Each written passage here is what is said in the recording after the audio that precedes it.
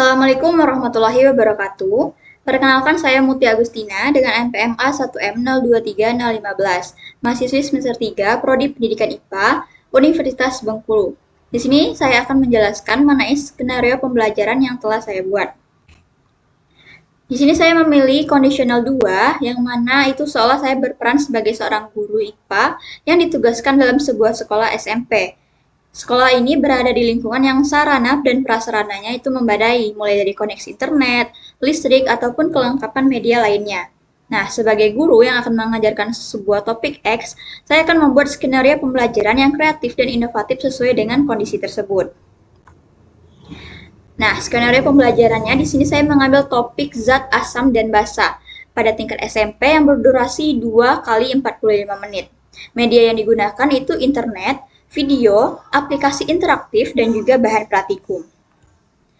Selanjutnya ada langkah-langkahnya, mulai dari tujuan pembelajaran, penjelasan materi pembelajaran, kegiatan inti pembelajaran, dan penilaian serta penugasan.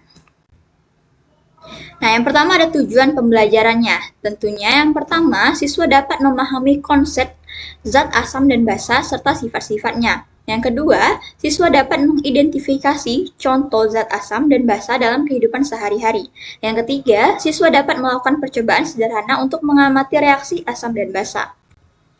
Nah, masuklah kepada rencana pembelajaran atau strategi atau skenario yang akan dilakukan siswa. Yang dimulai yang pertama itu pendahuluan yang berdurasi 15 menit. Yang pertama, pendahuluannya akan dimulai dengan melakukan ice breaking.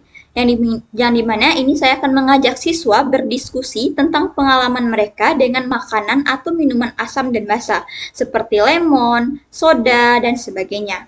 Selanjutnya akan ada pengenalan konsep, yang mana saya akan menampilkan video singkat yang menjelaskan apa itu zat asam dan basa, sifat-sifatnya, dan juga pH-nya.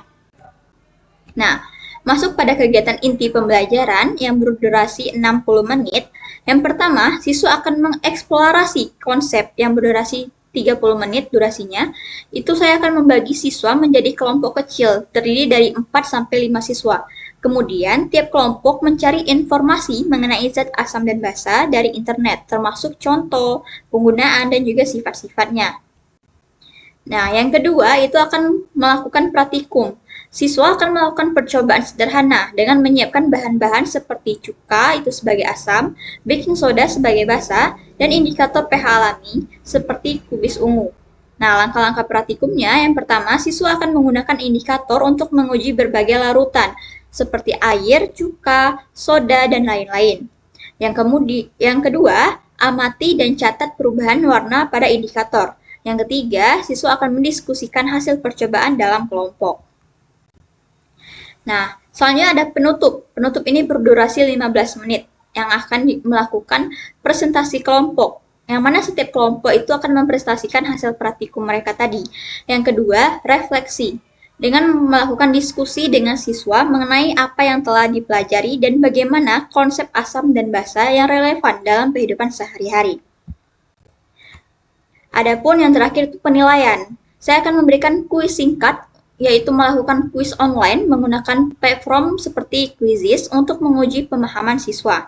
Yang kedua, akan membuat laporan praktikum. Tugas siswa itu membuat laporan singkat tentang percobaan yang telah mereka lakukan, mencakup dari tujuan, metode, hasil, dan juga kesimpulan. Nah, skenario ini dirancang untuk membuat siswa aktif dalam belajar tentang asam dan basa, serta meningkatkan pemahaman mereka melalui pengalaman langsung. Mungkin itu saja yang dapat saya jelaskan mengenai skenario pembelajaran yang akan saya buat dari topik zat, asam, dan basa. Lebih dan kurangnya saya mohon maaf. Wabillahi taufiq wal hidayah. Wassalamualaikum warahmatullahi wabarakatuh.